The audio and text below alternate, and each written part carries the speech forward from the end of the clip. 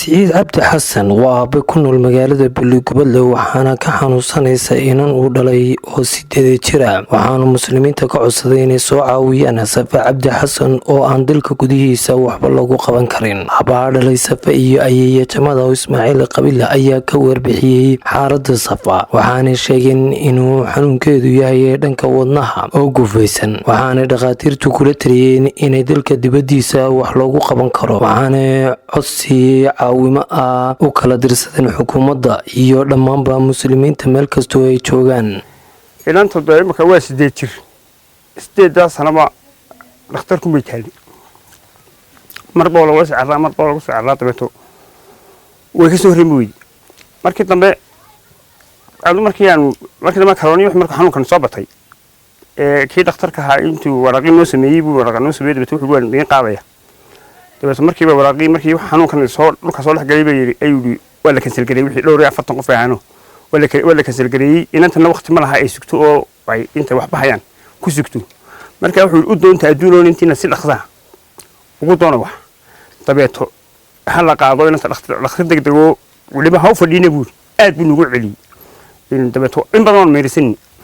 de adduunka waa ka kala waxna tabeeto inantii waxa waxaan ku qaadan weyn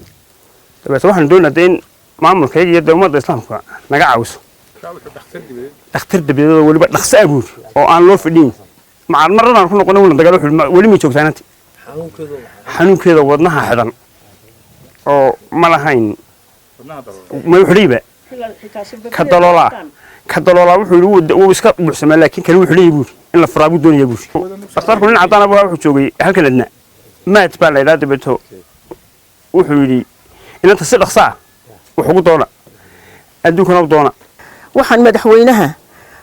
Soomaaliland u diraya isagoo aad ii garanaya jamaada Ismaaciil Qabila anigoo ah oo ii garanayo oo uu yahay dadkii aanu la soo shaqaynay oo aad ii garanayo xitaa maalintuu madaxweynenimada doonayay uu halka igu salaamu yiri shil qof kale ugu baridi kartid arintiisi waan maqlay inantaasina way iga basteen lacagtana la yidina xirada iyadana kuma jirto xirada dawladeed iyo xiriir xigaan bay ku jirtaa $20,000 baa la yiri waa lagu qaadaya madaxweynaha Soomaaliland Muuse Biixi Abdi waxaan ka codsanayaa inuu inanta wax nagala qabto aad iyo aad baan uga codsanayaa waan ka codsanayaa waxaana noo sheegay inaan dalka gudihiisa waxba lagaga qabanayn dhakhtarro badanna waanu geynay dhakhtarka bal waliba wuxuu yiri dabada loo qaadaya madaxweynaha waxaan ka codsanayaa inuu inanta wax nagala qabto maayirka degmada Balligubadle oo qoyskaasi kuna booqday guriga ay ka degan magaalada Balligubadle ayaa waxa uu gaarsiiyay lacag caawimo oo aanu sheegin cadadkeeda waxaanu muslimiinta baaq ugu diray inay u gurmadaan qoyska ay ka xanuunsanayso gabadhani anagu ka wasaaradaha isduuahan caafimaad ahaan xil baa naga saaran dadka noocana caruurta noocana iyo cid kasta oo xanuunsanaysa inaanu ka warbixino waxa weeye xaaladda inanteedii ay ku jirta xaalad aan wax ka qaban karin ma aha waxa weeye waa xaalad dibadda uun lagaga qaban karo arrinkeeda in dhakhtar dibadeed la geeyo weeye saa darteed cid kasta oo maanta aan waxaan u sheegaynaa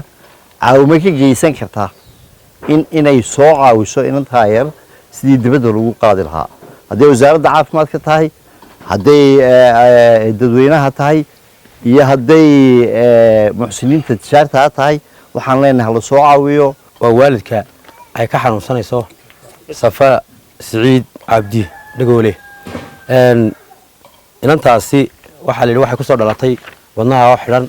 sababada laftoodii xididadii qaadaya wadnaha geyn lahaa oksijiinta laftoodii ayaan iyada lafteeda ay xiran yihiin oo aan shaqeynayn baa la yiri say noo sheegeen waxa la sheegay in dhakhtarka adna la geeyay nin doctor oo cadaan uu sheegay in inanta aan dalka gudihiisa waxba aan laga qaban karayn dibadiisa mooyaane una baahan tahay dhaqaalihii lagu qaadi lahaa marka waxaan kan fariin uga dirayaa dhammaan muxsiniinta islaamka ah inay ka qayb qaataan sadaqada insha Allah bismillaahi kariim waxay ka heli doonaan xagga Ilaahay bay ka heli doonaan wixii taageera ay inanta ku caawiyaan anagu ka dawladda hoos ahaan waxaan ku caawinaynaa qadar lacaga oo abiyad ku wareejin doono imanka dhammaan ummadda muslimiinta ana meel kasta jooga waxaan ka codsanaynaa inay si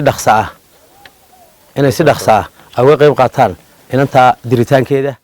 haddaba walaal ilaahay dir u soo caawi walaasha oo dhiban oo aan jiibsan karin fadhiisan karin istaaguna aada ugu adag yahay waxaana kala soo xidhiidhaa lambarada